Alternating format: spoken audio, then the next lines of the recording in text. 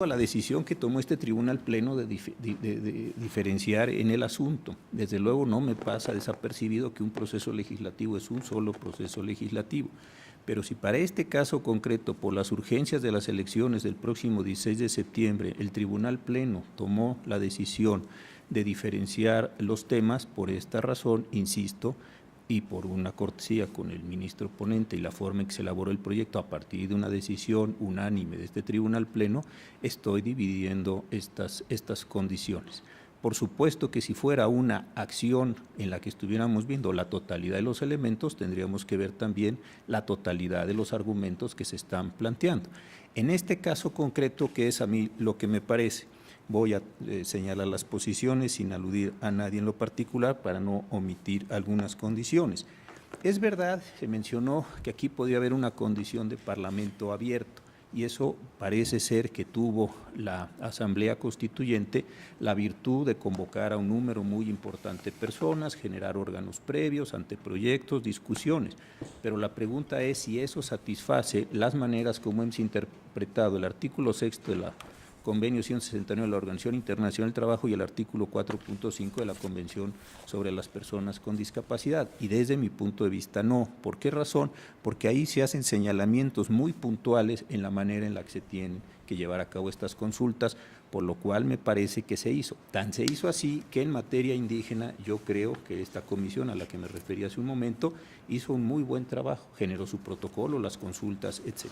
En segundo lugar, ¿por qué no comparto la tesis de la segunda sala? Porque la tesis de la segunda sala se está refiriendo a la condición de impacto significativo. Yo no comparto la condición del impacto significativo. Creo que la consulta se realiza siempre, no cuando vaya a tener un impacto significativo o cuando al no haberse realizado no tiene un impacto significativo. Creo que este es el problema. Y la diferencia desde mi punto de vista, y esto salva la posición, lo decía muy bien el ministro Gutiérrez en su segunda intervención, es la siguiente. En el caso de los indígenas sí se realizó esta consulta y no hay problema. En el caso de las personas con discapacidad, al haber nosotros dividido estas cuestiones, me parece que estamos cayendo muy bien en el concepto del artículo 4.3 de la Convención sobre cuestiones relacionadas con las personas con discapacidad. Por supuesto que el constituyente de la ciudad se ocupó en muchísimos preceptos de ver cuál era la situación de estas personas con discapacidad. Tiene en el artículo 8 denominado ciudad incluyente, tiene un derecho específico a las personas con discapacidad, pero también hay la determinación de la lengua de señas, considera a las personas de la tercera edad o cuarta edad como personas con discapacidad, es decir, hay un número muy importante de los preceptos. Entonces, la cuestión que me parece en este momento es la siguiente. Veo la totalidad como un solo proceso unitario y porque no se consultó el artículo 11 de la Constitución, declaro la invalidez completa de la cuestión o declaro la invalidez del artículo 11 que no se les consultó. Este es el problema de interpretar el artículo 4.3 de la Constitución, que insisto, dice sobre cuestiones relacionadas con las personas con discapacidad. Este me parece que es el tema central.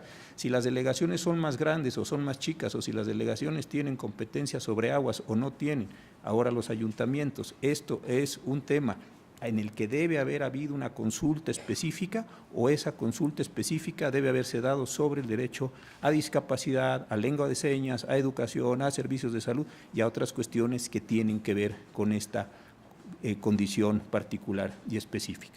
Porque si es sobre los artículos, se entiende que las personas fueron a comisiones, se expresaron bajo los requisitos que tenemos. Si es sobre la Constitución en su totalidad, pues se hubiera entendido que les hubieran tenido que consultar absolutamente la totalidad de los efectos. Que eso tenga al final de cuentas una repercusión sobre el proceso legislativo en su integridad, es obvio. Es obvio, pero esa es la consecuencia de la consulta particular sobre los artículos. Y yo insisto, me estoy ateniendo a la condición, por eso no me voy a pronunciar en eso, sobre estos derechos de los artículos 11 y otros que son fácilmente identificables de la Constitución. ¿Por qué? Porque hemos acordado mantenernos en esta línea. Yo por esas razones seguiré considerando que sí se celebró la consulta en materia indígena y dado que estos artículos que concretamente estamos analizando sobre cuestiones relacionadas con las personas de discapacidad no les afectan de manera particular y directa, creo que queda salvada esta posición en este caso. Gracias, señor presidente.